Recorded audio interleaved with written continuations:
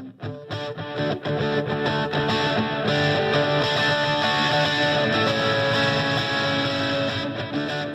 okay, I wanted to make a video on doing the reuse of a tensioner for a Volvo 850 or S70.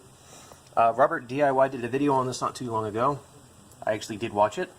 This is where I got the inspiration for this video. But I wanted to do something a little different. I liked the way he did it, but there was a couple things that I wanted to do on my end to make it easier. So, number one, whenever I'm tensioning it, I put the actual hydraulic lever or hydraulic arm on this side of the tensioner because this does rotate. So to keep that from rotating, I find this to be easier. Number two, I put this on a level surface, currently on the garage floor. That way I can tension it without it like having to move around, because that was the problem he was facing.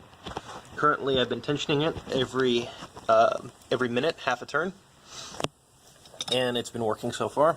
Other thing I've noticed is it's easier to do this way, to line up the arm so that the pin can go in.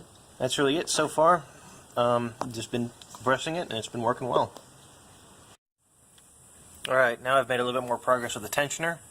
As you can see, we're getting pretty close, and I'm using the pin to keep it aligned. And I've not actually had to adjust anything on it as I've done this.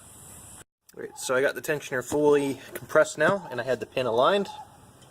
So now, it should go in like that.